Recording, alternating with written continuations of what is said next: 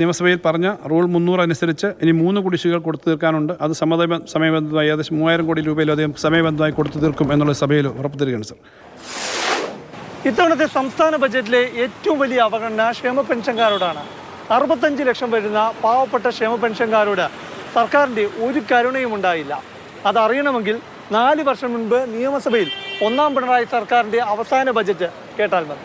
Sir, എല്ലാ ക്ഷേമ പെൻഷനുകളും 1600 രൂപയായി ഉയർത്തുന്നു.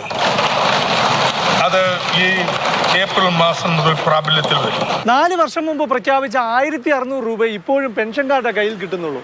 10 വോട്ടിന് വേണ്ടി അന്ന് 100 രൂപ കൂട്ടിയെന്ന് ചിന്തിക്കുന്നവരെ തെറ്റു പറയാനുമാകില്ല. എല്ലാ സാമ്പത്തിക പ്രതിസന്ധിക്കും കാരണം കേന്ദ്ര സർക്കാരാണെന്ന് സംസ്ഥാന സർക്കാർ. പക്ഷേ സംസ്ഥാന സർക്കാർ ഇപ്പോൾ പാവപ്പെട്ട ക്ഷേമ പെൻഷൻകാരെ സാമ്പത്തിക പ്രതിസന്ധിയിലാക്കിയിരിക്കുകയാണ്. ഇത് ബാലരാമപുരത്തെ പഴയ നെയ്ത്തുകാരുടെ തെരുവ്. ഈ തെരുവിനും പറയാനുണ്ട് ക്ഷേമ പെൻഷൻ വർദ്ധിക്കാത്തവരുടെ കഷ്ടതകൾ. 6 പതിറ്റാണ്ട് കാലം നെയ്ത്ത് ഉപജീവനമാക്കിയ 85 വയസ്സുള്ള കൃഷ്ണൻ്റെ ഇപ്പോഴത്തെ ഏക വരുമാന മാർഗം ക്ഷേമ പെൻഷനാണ്. ക്ഷേമ പെൻഷൻ കൂടാത്തത് കൊണ്ട് തന്നെ ഈ കുടുംബം ഞെരുങ്ങി ജീവിക്കുകയാണ്. നെയ്ത്ത് ഒരു ഏതാണ്ട് ഒരു 60 വയസ്സ് വരെ നെയ്തും. ഇപ്പോഴും പെൻഷൻ ഒരു വരുമാനമേ ഉള്ളൂ, വേറെ ഒന്നുമില്ല. പെൻഷൻ സർക്കാർ കൂട്ടുന്നുമില്ല. ജീവിക്കാൻ വേണ്ടതിൻ്റെ എല്ലാം ചെലവ് സർക്കാർ നല്ല ആവേശത്തോടെ കൂട്ടുന്നുമുണ്ട്. 1600 ഭാര്യകളുള്ള കൊണ്ട് ഉള്ള ചിലവ് നടന്നു പോകണം. കറണ്ട് ഫീസും വെള്ളത്തിൻ്റെ ഫീസും അടച്ച് ബാക്കി വെച്ച് ചിലവ് നടത്തി പോകണം. ഞാൻ തടവില്ലാണ്ട് ബില്ല് കണ്ടിട്ട് പറയാൻ പറ്റുമോ? 50 രൂപയ്ക്ക് 3 വാങ്ങിയിട്ട് 25 രൂപയ്ക്ക് വാങ്ങിക്കാം. അല്ല, വേറെ ഒന്നും ചെയ്യാൻ പറ്റില്ലല്ലോ. അങ്ങനെ പോവാം. ഈ വാക്കുകൾ ക്ഷേമ പെൻഷൻ വാങ്ങുന്നവരുടെ മനസ്സാണ്. നമ്മൾ കൊടുത്തു വച്ചതല്ല ചോദിച്ച് വാങ്ങിക്കാൻ. അവർ തരണതല്ലേ വാങ്ങിക്കാൻ പറ്റുള്ളൂ. സർക്കാരിൻ്റെ അവഗണനയിൽ നിന്നുണ്ടായ അന്യതാബോധം. നടക്കും പോലെ നടക്കട്ടെ. വെള്ളറട കത്തിപ്പാറയിലെ കൃഷ്ണമ്മയുടെ അവസ്ഥയും ശോകമാണ്. പക്ഷാഘാതമുണ്ടായതിൻ്റെ ചികിത്സയിലാണ്. മകന് മാനസികാരോഗ്യ പ്രശ്നങ്ങൾ.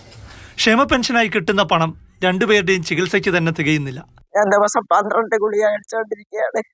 അതുപോലെ തന്നെ എൻ്റെ മോന് 3 നേരം ഗുളിക കഴിച്ചിട്ടിരിക്കുകയാണ്. ജീവിക്കാനായി അനാരോഗ്യം വകവയ്ക്കാതെ ഈ അമ്മ തൊഴിലുറപ്പിന് പോകുന്നു. പെൻഷൻ കൂട്ടിയെങ്കിൽ ചെറിയൊരാശ്വാസമായ. വെള്ളത്തിന് കൊടുക്കണം, കറണ്ടിന് കൊടുക്കണം, ഞങ്ങളുടെ ആശുപത്രി ചെലവ് എല്ലാം കൂടി ആകുമ്പോൾ എനിക്ക് വലിയ ബുദ്ധിമുട്ട്. എന്ത് ചെയ്യണമെന്നറിയാൻ വയ്യാതെ ഞാൻ ജീവിക്കുകയാണ്. ഭരണം അവസാനിക്കും മുമ്പ് എല്ലാം ശരിയാക്കുമായിരിക്കും. മുമ്പ് പറഞ്ഞതൊക്കെ ഓർമ്മയില്ലേ? അന്ന് 600, ഇപ്പോഴെത്രയാ?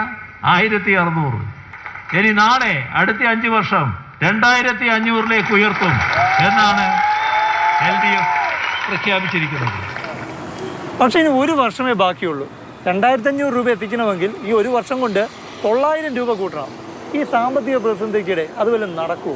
അന്ന് വാഗ്ദാനം പറയുന്ന സമയത്ത് ഉണ്ടായിരുന്നേക്കാളും വളരെ വ്യത്യസ്തമായിട്ട് നമുക്ക് നേരെ ഈ സാമ്പത്തിക ഉപരോധം വന്ന ഒരു ഘട്ടം കൂടിയാണ്. അപ്പോൾ ഈ ചില കാൽക്കുലേഷൻ വെച്ചിട്ടാണ് നമ്മൾ പറയുന്നത്. കേട്ടല്ലോ, 2500 രൂപ ആക്കലൊക്കെ ഒരു പ്രതീക്ഷയായിരുന്നുവെന്ന്. ആന കൊടുത്താലും ആശ കൊടുക്കാൻ പാടില്ല. കാരണം ഇത് സാധാരണക്കാരൻ്റെ ജീവിത പ്രശ്നമാണ്. പെൻഷൻ വർദ്ധിപ്പിച്ചില്ലെങ്കിലും സാധാരണക്കാരൻ്റെ ജീവിത ചെലവ് കുറയ്ക്കാനെങ്കിലും സർക്കാർ വഴിയൊരുക്കണമായിരുന്നു. ക്യാമറ VS ബിജുവിനൊപ്പം പ്രശാന്ത് കൃഷ്ണ, മാതൃഭൂമി ന്യൂസ്, തിരുവനന്തപുരം.